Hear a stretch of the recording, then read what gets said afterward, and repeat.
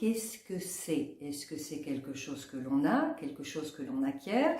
Est-ce que c'est quelque chose que l'on est, qui se cultive? Et surtout, qu'est-ce qui va se passer si l'authenticité fait défaut? Je vous explique tout ça aujourd'hui dans le retour des petits papiers, tips et trucs pour vivre plus heureux. Bonjour, c'est Milena. Alors, pourquoi un sujet sur l'authenticité? Eh bien parce que c'est un mot que j'utilise souvent. Et j'ai le jugement très facile avec c'est authentique, c'est pas authentique, tatati, tatata. Donc un de mes mentors m'a dit, quand tu utilises un mot de manière récurrente, ça vaut la peine de t'y pencher parce que c'est un rapport probablement avec ton histoire et ton vécu. Vous l'avez entendu? C'est valable pour vous aussi. S'il y a un mot récurrent dans vos discours, sachez-le.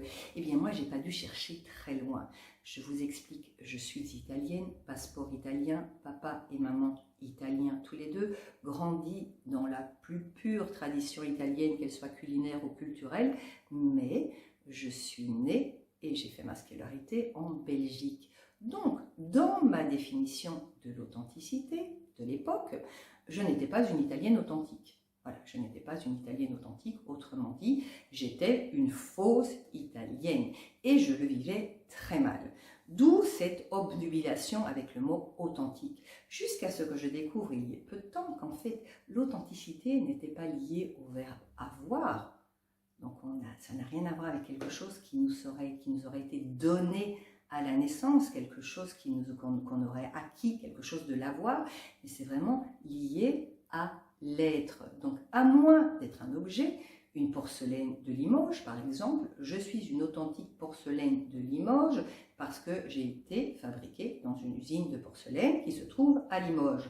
Ou un vin, je suis un authentique champagne parce que j'ai été fabriquée avec des petits raisins qui ont poussé en terre champenoise et je me suis ensuite transformée en petite bulle dans une cave qui se trouve en terre champenoise elle aussi, ce qui n'est pas le cas, nous ne sommes ni l'un ni l'autre, nous sommes des êtres humains et dans le mot être humain, il y a le mot être. Donc j'ai trouvé la définition suivante de Brené Brown, je vous mets les références ci-dessous, qui est que l'authenticité consiste à cesser d'attacher de l'importance à ce que l'on pense qu'on devrait être pour être ce que l'on est vraiment. Donc cesser de tâcher de l'importance à ce que l'on devrait être, d'après soi, pour accepter ce que l'on est vraiment. Donc là, ça vaut la peine de voir un petit peu qu'est-ce qu'on pense que l'on devrait être. Je vous donne un exemple. Peut-être que j'ai une définition de pour être une bonne fille, il faut être bla bla bla bla bla. Et donc j'attache de l'importance à ce que je pense être. Et parmi ma définition, il y a par exemple que pour être une bonne fille, eh bien, il faut éviter les conflits familiaux. Il faut éviter, il faut arrondir les angles, il faut faire en sorte que tout se passe bien lorsqu'on se retrouve ensemble. Et donc, un jour où moi-même je me retrouve en conflit parce que je ne suis absolument pas d'accord avec ce que l'on dit autour de la table familiale, que ce soit mon beau-frère, mon beau-père, mon père, mon cousin, il se trouve que je ne suis pas du tout d'accord avec ce qui est dit, mais comme dans ma définition à laquelle j'attache de l'importance, il ne faut surtout pas créer de malaise, une bonne fille ça arrondit les angles, eh bien je vais garder mon désaccord, je ne vais surtout pas l'exprimer parce que si je l'exprime, oh mon Dieu, je risque de provoquer une catastrophe, c'est le pugilat familial à coup sûr. Et je ne veux pas qu'on me montre du doigt en disant « T'as vu à cause de toi comment elle s'est terminée la soirée ?»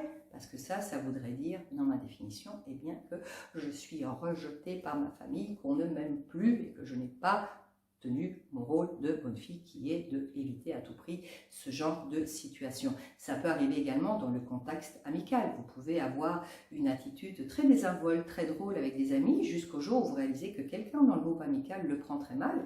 Et pour éviter d'être celle, t'as vu, quelle soirée de merde on a passé à cause de toi, t'aurais pu la fermer quand même, etc. Eh bien, je vais m'interdire d'être celle que je suis, celle qui utilise l'humour à tort et à travers, etc., etc. Je vais la fermer à nouveau pour éviter d'être celle que, à cause de toi, on a passé une mauvaise soirée et donc d'être rejetée par ce cercle amical. Mais toutes ces choses que l'on garde pour soi, donc je l'ai fermée, je n'ai pas exprimé mon désaccord, donc je l'ai fermée, je n'ai pas été la fille joviale qui dit des blagues à toi, tire l'arigot, parce que j'ai eu peur des conséquences que cela pourrait avoir, donc quelque part j'ai renié qui je suis. J'ai joué un personnage, j'ai joué le personnage de la bonne copine, j'ai joué le personnage de la bonne fille, mais j'ai renié mon essence, j'ai renié celle qui n'était pas d'accord avec certaines choses et celle qui a plutôt tendance à s'exprimer avec beaucoup d'humour, qui peut parfois être mal compris par certaines personnes autour de la table amicale. Donc, toutes ces choses que je ne dis pas, qui restent derrière la barrière de ma bouche, elles ne vont pas se dissiper, elles ne vont pas disparaître uniquement parce que je ne les ai pas laissées sortir.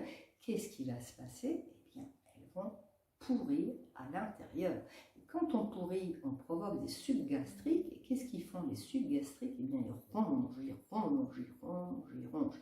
Donc ça va expliquer des états de mal-être, de dépression, de rage, de tristesse inexpliquée, et ça peut même aller beaucoup plus loin. Je l'ai expliqué dans un papier assez ancien maintenant, tout ce qui n'est pas exprimé explose ou implose. Donc toutes ces choses que je ne dis pas, parce que si je suis moi-même et que je les dis, je risque de ne plus être aimée, je risque d'être rejetée, eh bien, elles vont avoir des conséquences sur ma propre petite personne. Donc, ça vaut la peine à un moment de faire un peu deux poids, deux mesures.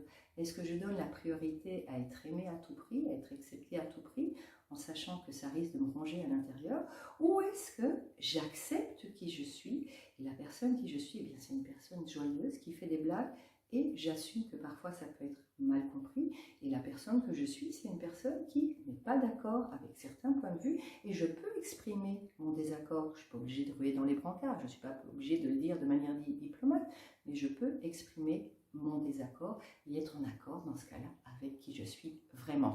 Voilà, je vous laisse. Alors envoyez ce petit papier à tous ceux que ça peut intéresser et dites-leur qu'ils s'abonnent si ce n'est pas encore fait. Commentez et puis mettez-moi des likes évidemment. Et on se retrouve le mois prochain pour un nouveau petit papier, tips et trucs pour vivre plus heureux. À bientôt.